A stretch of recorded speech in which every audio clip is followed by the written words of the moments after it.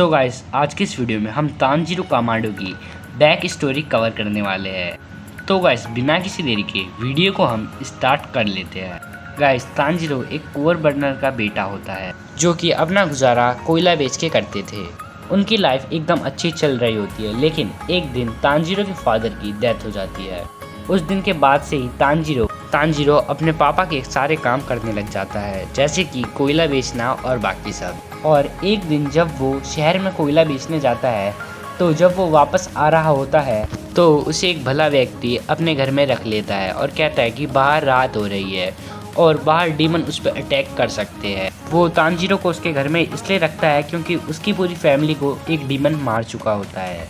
और जब सुबह हो जाती है तो तानजीरो उस व्यक्ति को शुक्रिया कहकर अपने घर को निकल जाता है। और जैसे ही वो उसके घर पहुंचता है तो वो देखता है कि उसकी पूरी फैमिली को किसी डीमन ने मार दिया होता है। और उसे पता लगता है कि उसकी छोटी बहन नेज़ुको अभी ज़िंदा है और वो उसे उसके कंधे पे उठाकर मदद के लिए यहाँ वहाँ भागता है।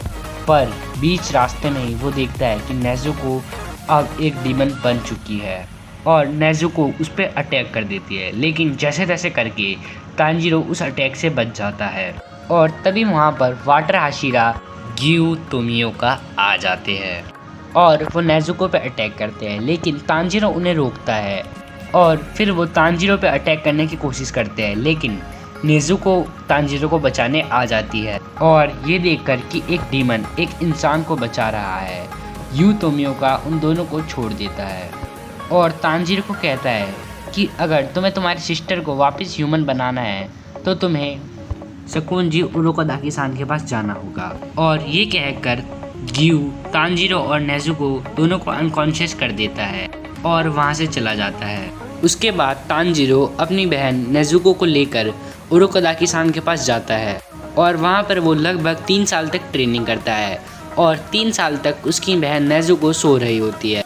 उसे इस बात का भी डर रहता है कि कहीं उसकी बहन नींद से उठेगी भी कि नहीं। और उरोकादाकी-सान उसे कहते हैं कि अगर तुम्हें डीमन स्लेयर बनना है तो तुम्हें इस बोल्डर को कट करना होगा और इसके लिए वो जितना वक्त चाहे उतना वक्त ले सकता है। तानजीरो पहले बहुत ट्राई करता है उस बोल्डर को कट करने की, लेकिन वो कर नहीं पाता। इसलिए उसके बाद से वो खुद ही ट्रेनिंग करना स्टार्ट कर देता है, पर उसकी ट्रेनिंग भी कुछ काम नहीं आती। और एक दिन वो साबितो के घोस्ट से मिलता है जो कि उसे लड़ने के लिए चुनौती देता है और तानजीरो ये चुनौती एक्सेप्ट करता है, पर तानजीरो उसके आगे टिक नहीं पाता। और फिर साबितो उसे सब तरीके सिखा के जाता है कि उसे किस तरीके से वाटर ब्रीथिंग को यूज़ करनी है और बाकी सब।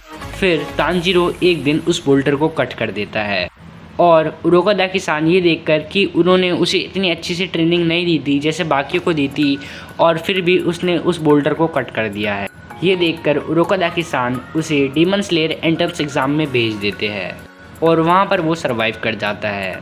उसके बाद उसकी मुलाकात ज़ेनात्सु और इनोसुके से होती है और वो एक अच्छा डीमन स्लेयर बन जाता है। लेकिन उसकी लाइफ का मेन मोटिव यानी कि उसकी बहन को ह्यूमन बनाना और उसकी फैमिली की मौत का रिवेंज लेना अभी भी पूरा नहीं हुआ होता है। पर एक दिन जब तानजीरो अपर मून 4 हेनतांगे से फाइट कर रहा होता है तो उसकी बहन सन में जल जाती है। लेकिन ऐसा हमें लगता है कि उसकी बहन सन में जल चुकी है क्योंकि डीमन सन में सर्वाइव नहीं कर सकते। पर उस दिन हमें पता लगता है कि नेज़ुको ने सन को कॉन्क्यूर कर दिया है और अब नेज़ुको दिन में भी और रात में भी बाहर रह सकती है और अब नेज़ुको बोल भी सकती है।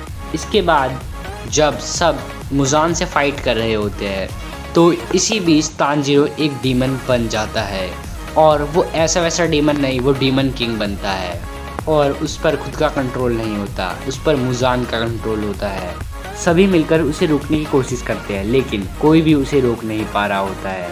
पर कनाओ ब्लू स्पाइडर लिली से एक वैक्सीन बनाती है जिससे वो तानजीरो को वापस एक ह्यूमन बना देती है। और इसके बाद हमें दिखाया जाता है कि अब बहुत लंबा टाइम स्किप हो चुका है और तानजीरो और कनाओ की शादी हो चुकी है।